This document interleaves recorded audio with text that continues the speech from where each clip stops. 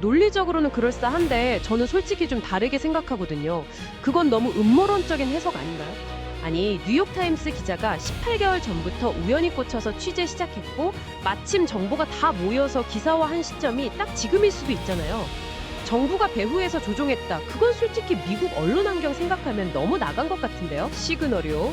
그럼 그 뉴욕타임스가 제시한 증거들이 대체 뭐길래 그렇게 빼도 박도 못한다는 거예요? 솔직히 예전에도 내가 사토시다 하는 사람들 한 트럭은 나왔었잖아요. 저라면 솔직히 이 110만 개 물량이 언제 쏟아질지 모른다는 게 제일 무서울 것 같거든요. 제가 예전에 그 루나 사태 때 패닉셀 겪어본 입장에선 그때 진짜 차트에 빨간불 수직으로 꽂히는데 이 숫자가 주는 압박감이 장난이 아니에요. 창이 100조 원이요. 제가 오기 전에 대충 계산기 두드려 봤는데 웬만한 국가 준비금보다 많은 거잖아요. 방금 그 말씀은 창시자가 미국 정부에 완전 목줄 잡혔다는 뜻이잖아요. 근데 제가 보고서 읽으면서 제일 이해 안 갔던 게 이걸 비트코인의 호재, 성숙의 과정 뭐 이렇게 연결해 놓으셨더라고요. 솔직히 탈중앙화 끝난 거 아니에요? 어떻게 이게 성숙이에요?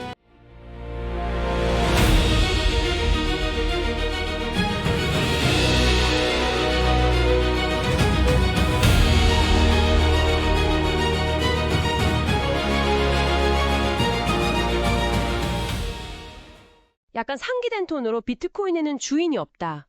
어떻게 보면 이 바닥에서 거의 종교처럼 믿어온 가장 강력한 전제잖아요. 그런데 방금 이 데이터랑 보고서 초안 보고 솔직히 저는 지금 제 지갑에 있는 비트코인을 당장 다 팔아야 하나? 그 생각부터 들었거든요. 솔직히 저도 처음에 이 데이터 취합하면서 제 눈을 좀 의심했어요. 아니, 방금 말씀하신 그 주인이 없다는 신호 하나로 여기까지 17년을 버티온 시장이잖아요. 그런데 2020년 4월 7일, 그러니까 뉴욕타임스에서 존 캐리루 기자가 18개월 추적 끝에 에덤백을 사토시 나카모토로 지목한 그 보도. 이게 단순한 저널리즘 차원의 특종이 아니라 사실상 그 배후에 거대한 국가 권력의 잠깐만요. 시작부터 그렇게 훅 들어가시면 지금 듣는 분들 입장에서는 좀 많이 당황스러우실 텐데요. 사토시 정체 밝혀진 거랑 갑자기 국가 권력이 왜 튀어나오는지 맥락이 잘 안 잡히거든요. 지금 비트코인 AI 트랜스포메이션 들으시는 분들, 오늘 얘기는 진짜 심각하게 들으셔야 할 것 같습니다. 아니, 그냥 기자가 개인적으로 집요하게 파고들어서 특종 터트린 거 아니에요? 겉보기엔 완벽하게 그런 형태를 띠고 있죠. 저도 처음엔 대단한 탐사 보도다 이렇게만 봤으니까요. 그런데 이 시장의 온체인 데이터 흐름하고 최근 1, 2년 사이에 지정학적 타임라인을 쫙 펼쳐놓고 겹쳐보면 그림이 완전히 달라집니다. 그게 2020년 초에 잠깐만요. 트럼프 행정명령이 2025년 3월이었죠? 이 순서가 진짜 중요하거든요. 기억나요. 2025년 3월에 미국 전략 비트코인 비축 행정명령 떨어졌을 때 그때 시장 완전 정고점 뚫고 난리도 아니었잖아요. 그게 모든 일의 발단이었어요.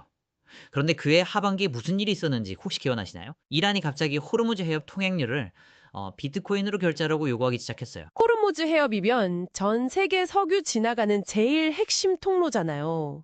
근데 거기를 비트코인으로 결제하라고요? 그게 진짜 뼈아픈 욕설인 겁니다.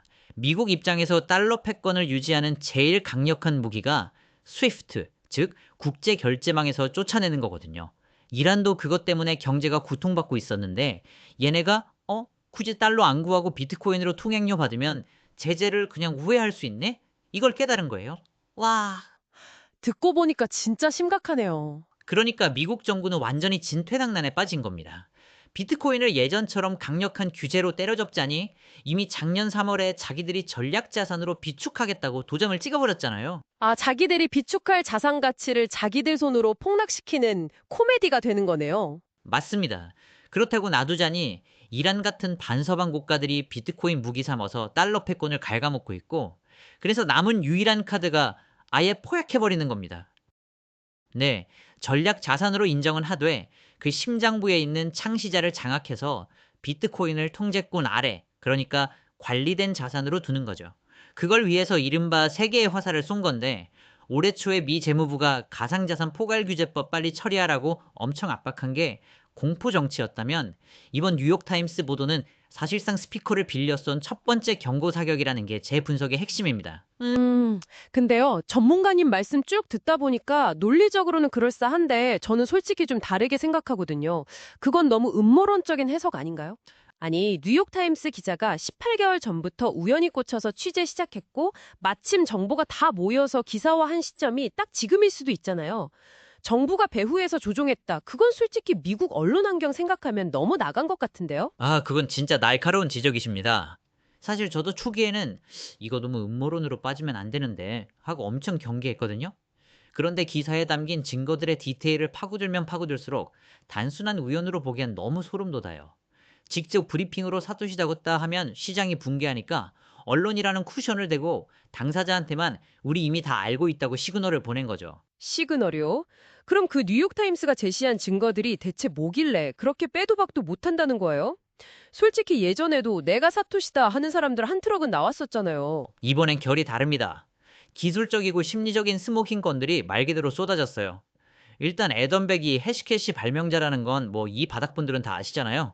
근데 기자가 옛날 사이퍼펑크 메일링 리스트부터 싹 다 뒤졌는데 사토시 백서랑 애덤백 글에서 무려 67곳 이상의 문체가 일치했어요. 뭐 영국식 영어 쓴다거나 그런 거요? 네, 그것뿐만 아니라 마침표 뒤에 스페이스바 2번 누르는 되게 특이한 타이핑 습관, 그리고 애덤백이 온라인 활동 멈춘 공백기랑 사토시가 코딩에 몰두했던 타임존이 분단위까지 정확히 겹칩니다. 확실히 강력한 정황이긴 한데 여전히 누가 일부러 흉내냈을 수도 있는 거잖아요. 그래서 진짜 결정적인 게 따로 있죠. 그 엘살바도르에서 있었던 인터뷰 영상 보셨어요? 아니요? 그건 못 봤는데. 무슨 일 있었나요? 애덤백이 사토시가 썼던 옛날 글들 의도를 막 설명하고 있었거든요. 그러다가 그러니까 자기도 모르게 내가 그 단어들을 썼다고 말해버린 거예요. 사토시라는 제3자에 대해 얘기해야 하는데 갑자기 자기를 1인칭으로 말해버렸다고요? 네, 철저하게 분리해놨던 1인칭과 3인칭 경계가 무너진 거죠. 본인도 아차 싶어서 막 더듬거리면서 수습하려 했는데 카메라는 다 돌아가고 있었고요. 게다가 극히 희귀한 burning the money라는 표현도 과거 사적 이메일이랑 완벽하게 겹치고요. 와, 그건 좀 방어하기 힘들겠네요. 결정타는 기자가 정면으로 돌직구를 날렸을 때였어요. 당신이 사토시입니까? 했을 때 말로는 엄청 강하게 아니라고 부인했거든요. 근데 몸은 거짓말을 못하더라고요. 얼굴 시뻘개지고 시선 피하고 몸을 비비꼬고. 저도 예전에 그 비슷한 거 경험해봐서 아는데 아무리 숨기라고 해도 압박 들어오면 땀나고 손짓부터 어색해지잖아요.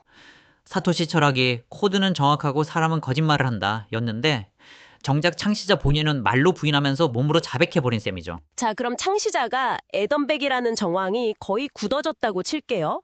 근데 우리 듣는 분들, 저 포함해서 투자자들 입장에서 지금 진짜 소름 돋는 건 딴 거잖아요. 그 110만 BTC 오버행 이슈. 네, 그 폭탄 말씀이시군요. 저라면 솔직히 이 110만 개 물량이 언제 쏟아질지 모른다는 게 제일 무서울 것 같거든요. 제가 예전에 그 루나 사태 때 패닉셀 겪어본 입장에선 그때 진짜 차트에 빨간불 수직으로 꽂히는데 이 숫자가 주는 압박감이 장난이 아니에요. 네, 제가 예전에 기관에서 펀드 운영할 때도 제일 기피했던 게 바로 이런 잠재적 대기 물량, 오버엔이었어요. 언제 터질지 모르는 시한폭탄이니까요. 이게 전체 공급량의 5.2%인데 이걸 지금 시가로 계산해보면 대략 창이 100조 원이요?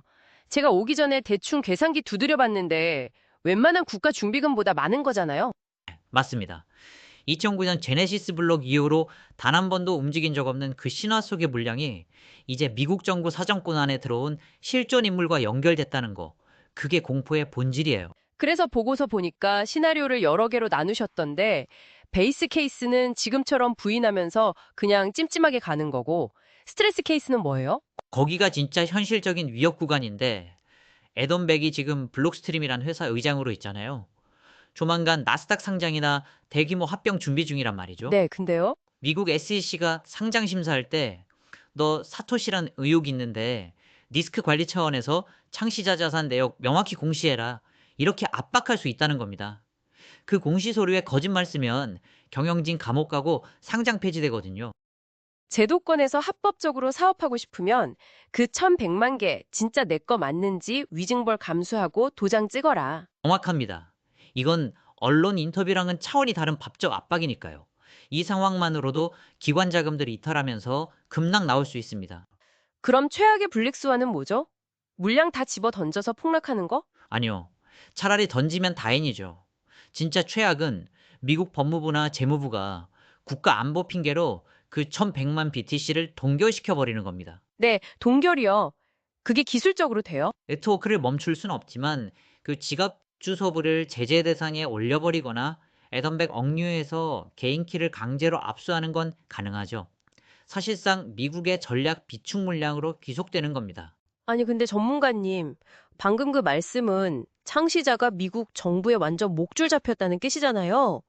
근데 제가 보고서 읽으면서 제일 이해 안 갔던 게 이걸 비트코인의 호재, 성숙의 과정, 뭐 이렇게 연결해 놓으셨더라고요. 솔직히 탈중앙화 끝난 거 아니에요? 어떻게 이게 성숙이에요? 하, 사실 이 부분은 저도 분석하면서 되게 확신이 안 서고 조심스러웠어요. 처음엔 저도 이건 진짜 끝이다 생각했거든요. 그런데 데이터를 더 파고들다 보니까 완전히 역설적인 인사이트에 도달하게 되더라고요. 역설적이요? 금을 한번 생각해 보세요. 우리 금 투자할 때 처음 발견한 사람이 누군지, 그 사람이 금 얼마나 숨겨놨는지 신경 쓰나요? 전혀 안 쓰죠. 그렇죠. 창시자가 없는데도 가장 신뢰받는 자산이잖아요. 비트코인도 마찬가지입니다. 그동안은 얼굴 없는 천재라는 신비주의에 기대왔다면 이제는 그 신화를 깨고 진정한 제도권 시스템 자산으로 넘어가는 최후의 통과 의례를 겪는 거예요. 창시자가 잡혀가든 자산이 동결되든 시스템 자체는 안 무너진다는 걸 증명하는 과정이다. 바로 그겁니다. 사토시가 내일 당장 감옥에 가도 코드는 거짓말을 안 하거든요. 16년 동안 알고리즘은 안 바뀌었고 지금 이 순간에도 10분마다 블록은 묵묵히 생성되고 있어요. 창시자의 몰락이라는 이 스트레스 테스트를 견뎌내면 그게 진정한 탈중앙화의 완성이자 가장 강력한 진입 타이밍이 될 거라고 봅니다. 듣고 보니까 또 그러네요. 그럼 우리 투자자들은 당장 뭐부터 봐야 해요? 그 부분은 제가 모니터링해야 할 지표 3가지를 따로 뽑아놨거든요. 그건 네이버 프리미엄 비트코인 AI 트랜스포메이션에 올려둔 풀버전에.